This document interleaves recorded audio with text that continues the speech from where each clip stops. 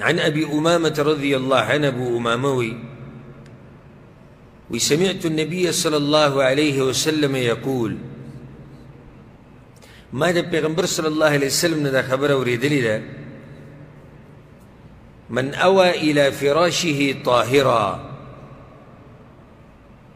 سوک چی د شپې اوده شي خپلې طلایي له لاړ شي طاهرا د اودس په حالات کې داسې حدیث موږ سره مخکې هم تېر شوی دې ته نږدې و د طهارت په حالت کې څنګه راغی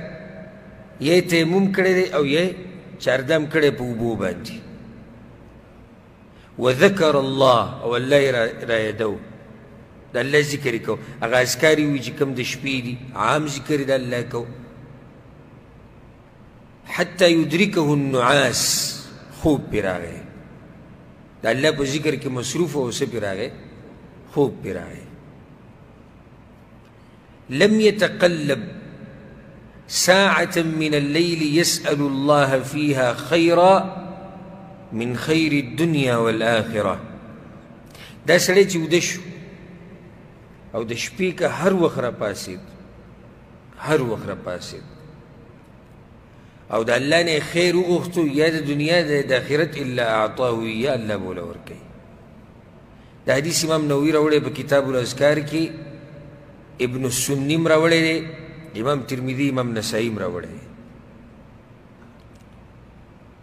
دا حدیث ولې دلته راوړو دې څه فایده شو دی دلته راوړو وی ګوره دومره لوی فضیلت په ځان مه ضایع کوه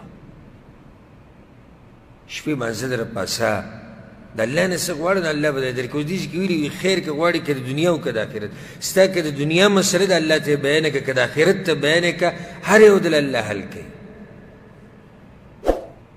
خو د هغې دپاره دا لازم دي چې د شپې وده کېږي او په کوم حال کې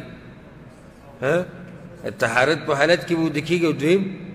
هغه اذکار به وی اذکار د خوب هغه چې کوم دي هغه به وی بیا به وده شي